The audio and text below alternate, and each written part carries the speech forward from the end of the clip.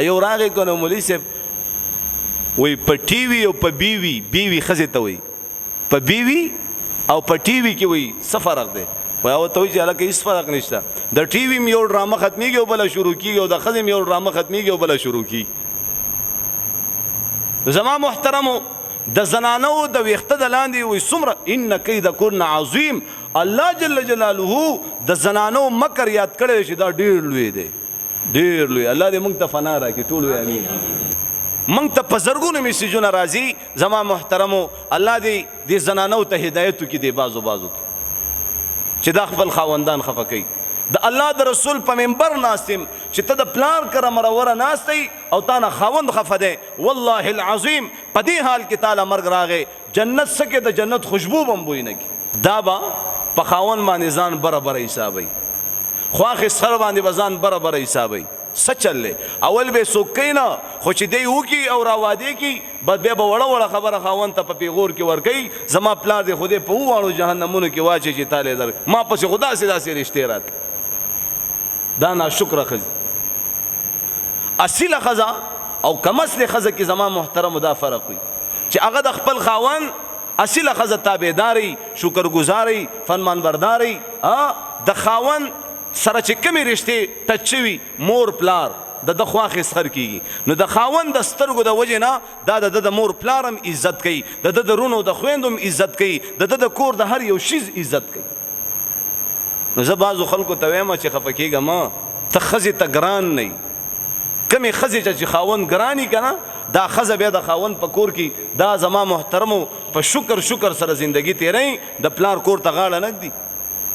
زمونږ دا پښتانه زنانه څه وایي وایي د پلار د کور مېلمنه مې کې خو قربانه مې نه کې او څنګه شرم حیا لاړه د پلار په کور کې بناستي خاون به تخفي او دا به مروره ناستي چې نه خاون برا پس راځي مانه به معافي غواړي خاون الله جل جلاله دا بادشاہ جوړ کړي خاون له الله یو مقام یو درجه ور کړي دا خاون اون بخلي الله دې نه بخي د خاون دا ټول وجود د پلو او د دانو او د وینو زویو نه ډک شي حدیث کې محمد رسول الله فرمایي او دا زنانه دا ویني زوی او دا دانه په دې جبه سره پاکي کی بیا هم د خاون حق نشي ادا کول خو زما محترم او بیبيانې خزي ډېرې کمې پاتې شي نن سبا په دې رشتو کې وګوره ډېر خیال کوي ډېر غیرتیان او ډېر پښتانه او ډېر عزتدار خلک ما وکړه چې په شرمونو و شرمېدل د یو خزي د لاس سکول نه شي خپل بیبي سمجاول پکار پویول پکار په مینه محبت سره په کلی الفاظو سره کوم او تاسو صبر او استقامت او د برداشت او د مینې محبت لحاظ اون ساتو زمونږ او تاسو د کور د جنگ جګړې دین به بار دنیا خلک خبريږي يهود او کافر خبريږي چې دا لا څنګه مسلمانان دا وګور په وړه خبره زما محترمو نن چې کم دی دا طلاقونه واقع کیږي او د شیطان غټ جشن او خوشحالي په دې خبره باندې چې کله د خزي او د خاون په منځ کې جدایي راشي